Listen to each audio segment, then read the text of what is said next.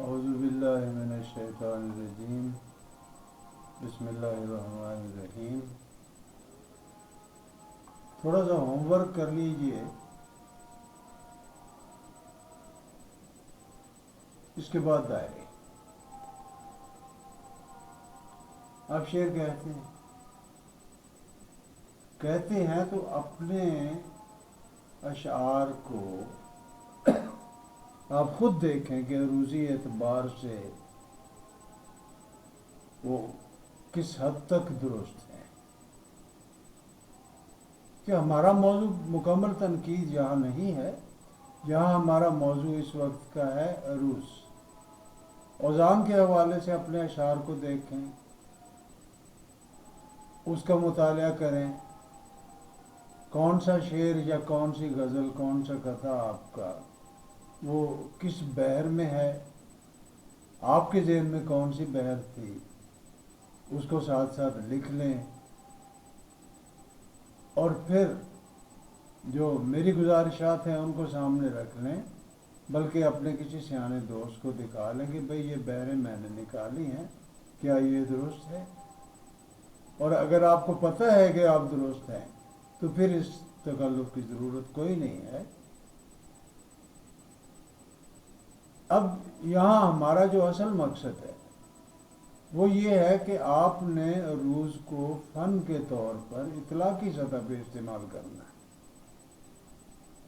نظریاتی، فکری وہ سطحیں بیان ہوتی رہیں گی، اصل چیز ہے اطلاق۔ ہم کوئی علم حاصل کرتے ہیں، کوئی چیز سیکھتے ہیں تو اس لیے سیکھتے ہیں کہ اس کو کام میں لا کر ہم اسے کوئی فائدہ حاصل کریں، ہم اپنا کوئی مقصد حاصل کریں۔ تو اس لیے اطلاقی سطح ہمارا ایم ہوتا ہے۔ باقی اس کے لیے جو نظری بنیاد چاہیے وہ تو چاہیے، اور جو نظری طور پر جتنا اچھا، جتنا بہتر پتہ ہوگا، لازمی بات ہے اس کی اہمیت سے کوئی نہیں انکار کر سکتا۔ اچھا فرض کیجئے، یا میں فرض کر لیتا ہوں کہ آپ شعر نہیں کہتے،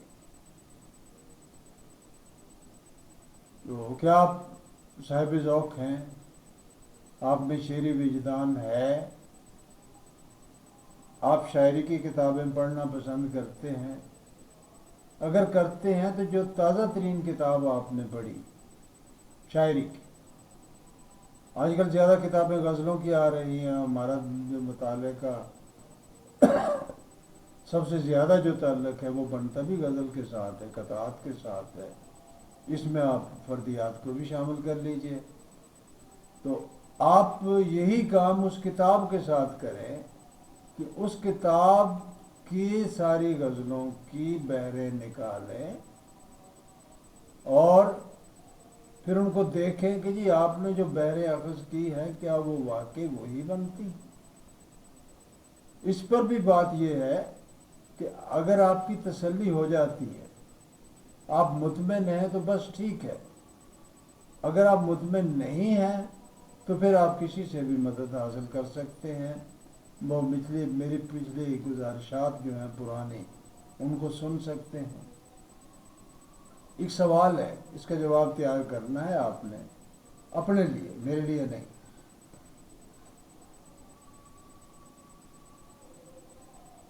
ہم نے جو لفظ استعمال کیے ہیں، وزن، اس کی جمع اوزان، بحر کی جمع بحور۔ یہاں ایک دلچسپ بات آپ کو بتا دوں کہ بحر کی جمع ابحار جب کی جاتی ہے تو اس کا مراد سمندر ہوتا ہے، اور بحر کی جمع جب بحور بنائی جاتی ہے تو وہ علم عروض سے تعلق رکھتی ہے۔ قافیہ، اس کی جمع قوافی، ردیف، اس کی جمع ردائف، مضمون کی جمع مضامین۔ یہ تو بہت عام سا لفظ ہے۔ یہ جو چاروں چیزیں ہیں، اوزان، بحور، قوافی، ردائف، شعر کے مضامین اور فضا میں کیا کردار ادا کرتے ہیں، ان کا کیا کردار ہونا چاہیے. آپ کے پیش نظر آپ کی اپنی شاعری ہے یا کسی دوسرے کی شاعری ہے، اس میں آپ نے یہ بھی دیکھنا ہے کہ شعر کے مضامین کس حد تک ردیف اور قافیے کے ماتحت چلے گئے ہیں، اور کیا شاعر ان مضامین کو بیان کرنے میں کامیاب رہا ہے. اور پھر اس میں آپ نے یہ دیکھنا ہے کہ اس شعر کی نزاکت کتنی ہے، کیا شعر کی نزاکت تو نہیں جاتی رہی. یہ سارا مطالعہ کرنے کی بات ہے.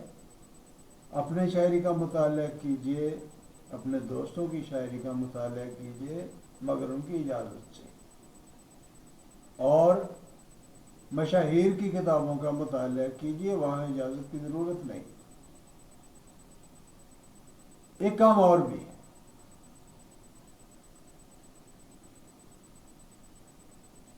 شعر کی فضا کے حوالے سے، شعر کی جزیات کے حوالے سے کچھ باتیں عام طور پہ کی جاتی ہیں. مثلا مضمون بندی یا مضمون آفرینی، نظرت خیال، معنی افرینی، شعر کی فضا، شعر کا مزاج، شعر کی نفسیاتی سطح، شعر کی حسیاتی سطح، یہ باتیں عام طور پہ کی جاتی ہیں. آپ نے بہت سارے دوستوں سے سنی بھی ہوں گی. اپنے ذہن میں ان سب کو تازہ کیجئے اور لکھ لیجئے انہیں. جو کچھ بھی آپ سمجھتے ہیں وہ آپ لکھ لیجئے، اور جو جس چیز کا نہیں پتہ وہ آپ پوچھ بھی سکتے ہیں. میری ویڈیو کے نیچے یہیں یوٹیوب پر ہی آپ تبصرے میں اگر کچھ چیزیں شامل کر دیا کریں تو اس کے لیے میرا فائدہ دو طرح سے ہوگا. کہ ایک تو یہ ہوگا کہ مجھے معلوم ہو جائے گا کہ آئندہ مجھے کیا کرنا ہے. ابھی وقت گزر نہیں گیا، آگے مزید ویڈیوز بھی بنے گی، اور ایسی ویڈیو بھی بنائی جا سکتی ہے جو ساری کی ساری آپ کے سوالات پر مبنی ہو. اس میں کوئی قباحت نہیں.